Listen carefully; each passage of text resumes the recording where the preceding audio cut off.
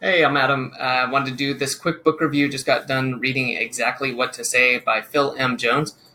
This was the first time I'd actually read a book by him, and then it was a recommendation from another group I'm a part of with some business owners and entrepreneurs.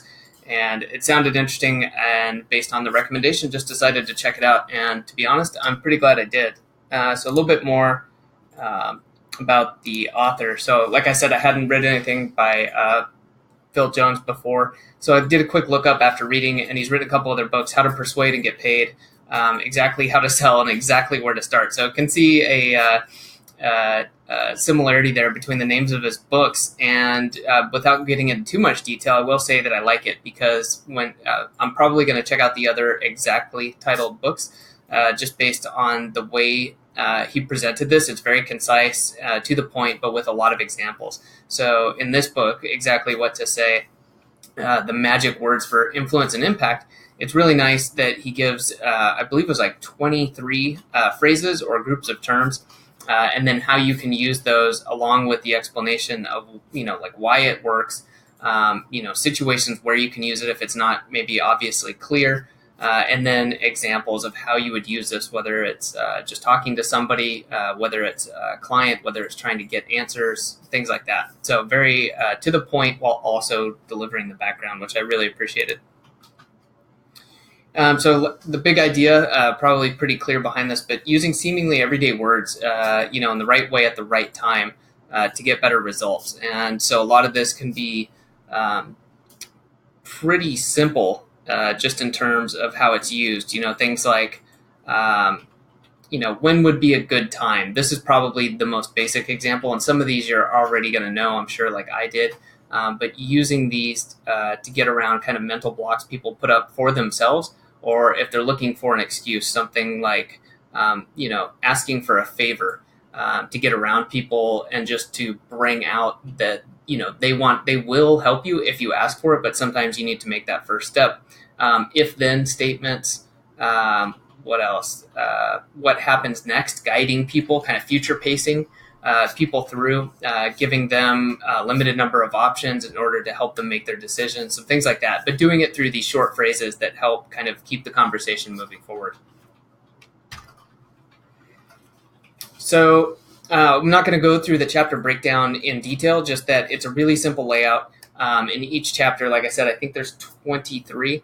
It goes through like one phrase or one big kind of idea, and then goes through, gives you literally exactly what it is. There's no, obscuring or anything crazy like that. It says, here's the phrase, here's the reasoning behind it, here's why it works, and then here's some examples of how you would use that, especially if it's something like an if-then statement where you need to provide some content in there, like, if I can show you how this works today, then would you be willing to make the purchase? If then, and you need to obviously get something in there. And then, of course, giving the examples at the end of each, which is really nice. So overall, what I'm going to implement, I'm thinking about this both in terms of speech and writing. The writing is obvious. You're reading it. You can see where to apply this in terms of copywriting, some sort of persuasion writing, but also things as simple as emails. Sending out things, and something I'd already implemented, like asking for a favor when I have people on the podcast, and then getting back in touch with them and saying, hey, here's the link. We published your podcast interview. Could you do me a favor and share this with anyone that you think would be interested in your interview? And then maybe follow that up with something at the end, like, oh, just one more thing. Do you have anyone that you want to connect me with that would like to be on the show? Using things like that. But then also getting better about this in speech. And for myself, I think that that's going to take more time because some of these you're not used to using, or I think out of habit, I've already developed patterns. For example, when someone says, oh, I just need some more time to think, instead of saying, oh, okay, well, take all the time you need, maybe responding with something like, well, just out of curiosity, what exactly do you need more time to think about? And so getting used to doing that. So I'll probably start with one or two and try to work these in, and then you kind of sit back and observe, are the results better? And in my case, I'm pretty sure they're going to be. Overall, I would say that this was, well worth it. It's a short book. Got through it in 2 days, just about, 30 minutes or so, or maybe 45 minutes in the morning, sit down, read it, took a couple of short notes.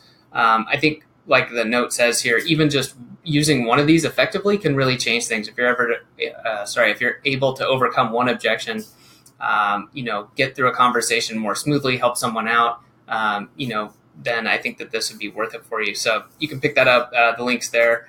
And then, of course, I'm going to be checking out his other books. And if anyone's watching this has comments or has already read those, by all means, please let me know. But otherwise, thanks for watching, and check out this book.